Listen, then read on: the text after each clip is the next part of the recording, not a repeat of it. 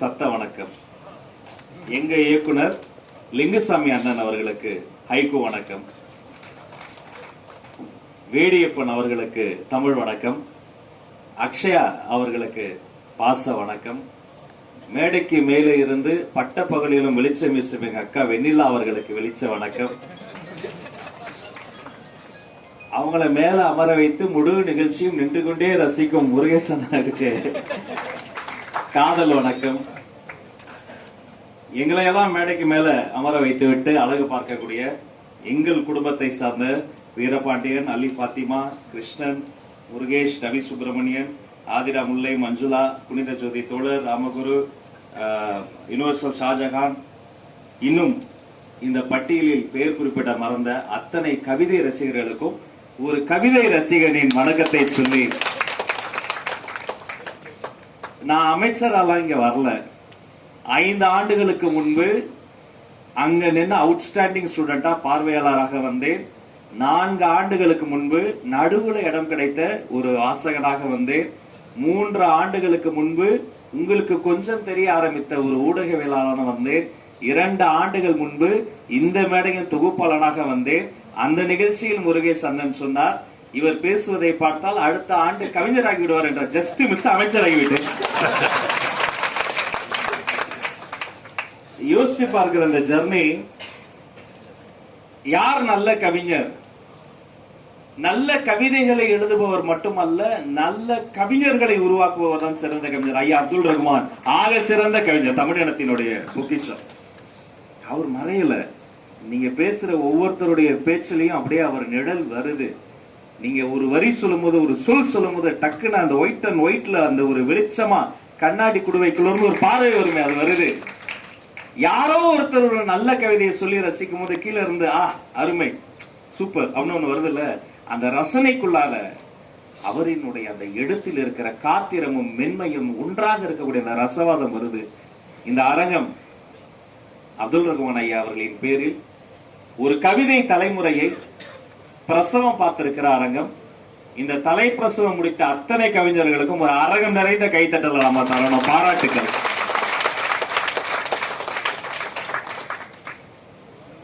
நான் சிறு வயதுல எல்லா அம்மாவும் சொல்ற மாதிரி சேர்க்கை சரியில்லைன்னு சொல்லி தான் வீட்டுல திட்டுவோம். என் சேர்க்கையெல்லாம் நல்லா இருந்தது, நான் தான் சரியில்லை, அவங்களெல்லாம் கெடுத்துக்கிட்டு இருந்தேன். நான் ஒரு ஸ்லோ லேர்னர், ரொம்ப கஷ்டப்பட்டு தான் படிப்பேன். ஐயா குறிப்பிட்டதை போல தமிழ் நமக்கு என்னமோ இயல்பா நல்லா வந்தது. அதை பிடித்து அதன் ஆட்காட்டியவர்களை பிடித்துக் கொண்டு பற்றி மேலே எழுந்து வந்துட்டேன்.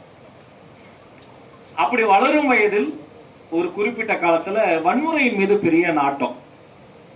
சார், நம்ம லிங்குசாமி சார் பேச்சு வேற, படம் எப்படி இருக்கும் அது மாதிரிதான் வாழ்க்கை இருந்தது. இங்க இருந்து அந்த ஏரியாவுக்கு போகுது, அங்கிருந்து இங்க போறது, ஏனே தெரியும், ஒரே சண்டை கலவரமா இருக்கும். அப்ப இப்படிதான் ஆயிடும் போல பையன் அப்படின்ட்டு எல்லாரும் நினைச்சிட்டு இருக்கும்போது ஒரு மழை நாள் இரவு, எப்படி அந்த புத்தகம் வீட்டுக்கு வந்ததுன்னு தெரியாது, வெளியே போக முடியாது, மழை கொட்டுது. அப்ப அந்த பழுப்பு நிற புத்தகத்தை பிரட்டிக்கிட்டு இருக்கேன். அதுல கவிஞர் யுகபாரதின்னு ஒருத்தர் எழுதியிருந்தார்.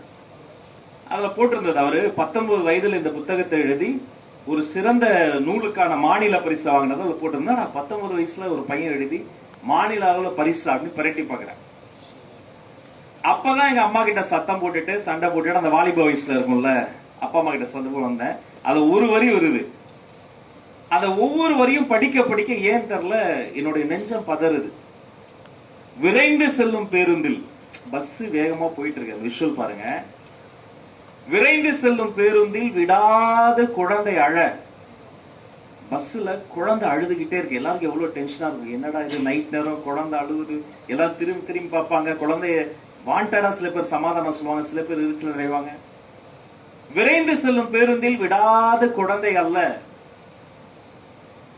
முந்தானையோடு சேர்த்து கூச்சத்தையும் விளக்குகிறது தாய் அன்பு. யாரு இருக்கான்லாம் பார்க்கலாம். அந்த அம்மா முந்தான பால் கொடுத்த குழந்தைடா. அது படிச்ச உடனே நெஞ்சம் பதறுது. நண்பர்களே, நான் சிந்தித்து பார்க்கிறேன். என் வாழ்வில் படித்த முதலில் படித்த ஆக சிறந்த கவிதை என்னுடைய தாய் தான், என் அம்மா தான். அவங்களை எனக்கு அறிமுகப்படுத்துறதுக்கு யுகபாரதின்னு ஒரு கவிஞர் தேவைப்பட்டிருக்காரு பாருங்க. அப்கோர்ஸ் அதுக்கப்புறம் விகடன்ல புதன்கிழமைக்கும் வெள்ளிக்கிழமைக்கும் இடையில் எனக்கு விகடன் கிழமை தான். அதுல வர ஒவ்வொன்றுமே கவித்துவமா தான் இருக்கும். அதுல வாங்கி அதுல வரக்கூடிய கவிதைகளை படிக்கிறது, பிரான்சிஸ் கிருபாவினுடைய கவிதைகள் படிக்கிறது. அதுல ஒரு கவிதை தான் யாரா அப்படின்னு யோசிக்க வைத்தது. இஸ்திரி போடும் தொழிலாளி வயிற்றில் சுருக்கங்கள் அவனு ஒரு கவிதை எழுது. நீங்க உட்கார்ந்துருக்காரு கை கால் மொழி தைக்கு சொல்றீங்க சார். படம்லாம் பார்த்துட்டு அவர் ஆபீஸ் போனீங்கன்னு வைங்களேன், அப்படியே ஆப்போசிட்டா ஒரு ஆசிரமத்துல சாமியார் மாதிரி உட்கார்ந்துருப்பாரு. உள்ள நுழைஞ்சி ஒவ்வொரு படியா தாண்டி போனா திடீர்னு படியில இருந்து ஒரு சத்தம் கேட்கும். பார்த்தா ஒரு நாய்க்குட்டி படுத்திருக்கும். எல்லாரும் சொல்லுவோம் ஒன்னும் பண்ணாது, டைரக்டருடைய ஃப்ரெண்டு தான், மேல வாங்க. நான் கூட பெருமை நினைச்சேன், நம்மளெல்லாம் டைரக்டர் ஃப்ரெண்டா வச்சிருக்கு. அப்புறம் பார்த்தா ஒரு நாய்க்குட்டியை கூட இந்த மனுஷன் ஃப்ரெண்டு பிடிச்சு வச்சிருக்காரு.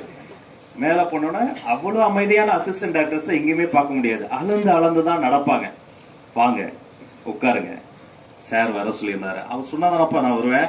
ஏன் இவ்வளவு மென்மையா பேசுறாங்க? உள்ள போனா அந்த அறைக்குள்ளார நுழைஞ்ச உடனே எந்த புக் எங்க இருக்கு, எங்க போயம் இருக்கு, எங்க புக் இருக்குன்னு பாக்குறதுக்கே நமக்கு ஒரு 5 நிமிஷம் ஆகும். அப்படியே ஒரு ஆர்ட் கேலரி மாதிரி, ஒரு கோயில் போல, ஒரு ஆசிரமம் போல, அவ்வளவு ஒரு செய்நேர்த்தியோடு அங்க இருக்கும். அந்த புத்தக குவியலுக்கு நடுவே ஒரு புத்தகம் போல உட்கார்ந்துருப்பாரு லிங்கு சார். பார்க்கும் போதே அவ்வளவு அழகா அமைதியா. எங்களையெல்லாம் இணைத்தது கலைஞர் ஐயா தான். கலைஞர் முத்தமிழர் டாக்டர் கலைஞர் அவர்களினுடைய பிறந்த நாள் விழா.